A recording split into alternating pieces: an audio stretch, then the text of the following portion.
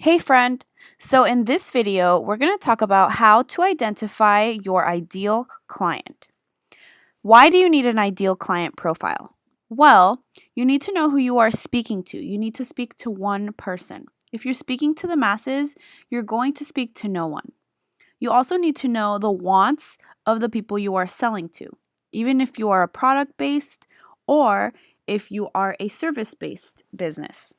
You need to know the needs and wants of whoever it is that you're selling and providing your services to. You also need to figure out who you're marketing to, especially if you have a team. So, if you have like a virtual assistant, or if you don't yet, but you know you will be hiring, you need to have an ideal client that you can make sure to always go back to. Another reason why you should be having an ideal client profile is you want to know who you're not working with. Because, like I said, if you're trying to market to everyone, let's say you're a service based business or you're some type of coach and you know who you want to work with. If you don't and you get a client that is the complete opposite of what it is that you're trying to sell, then it's not going to be something that you will actually enjoy doing. So, I'm going to go over my example of my personal ideal client that I have, and this is just one of the profiles that I have. So this ideal client is for my social media marketing and I guess you can say like coaching. So the profile name is social media aspiring entrepreneur. Her name is Cassandra. And Cassandra wants to start a business, but she's not really sure of what. She has an idea of what she's good at, but she's not really sure how to start, like if she should be a business that is product based or if she wants to be some type of coach. She is 25 and she still lives with her family because, let's be honest, Silicon Valley is a struggle to live in, or anywhere in the Bay Area for that means.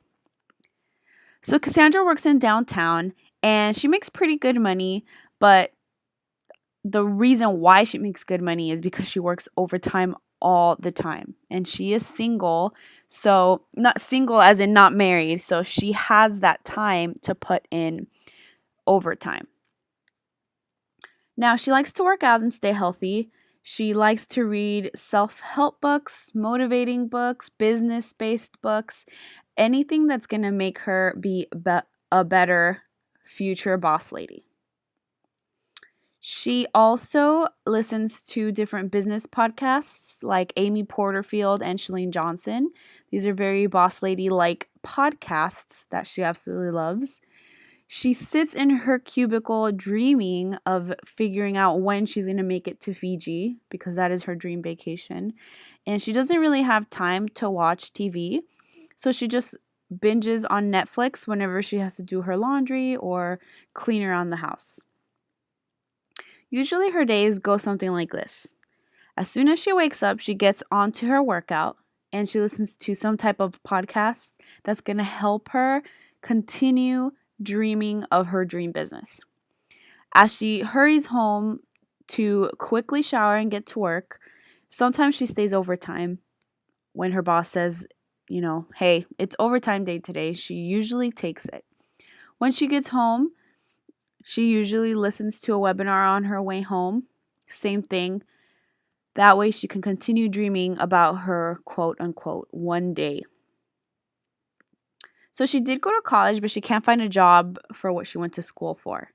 And her main goal is to be able to pay her school debt, have her own place in Santana Row, and not work 12-hour days. So this is something that she definitely wants to do, but at the same time, how is she going to do this if she doesn't have money? So her main objection is that obviously she doesn't really have money to invest in like a business coach, and she doesn't really have money for those crazy $3,000 courses that you see online.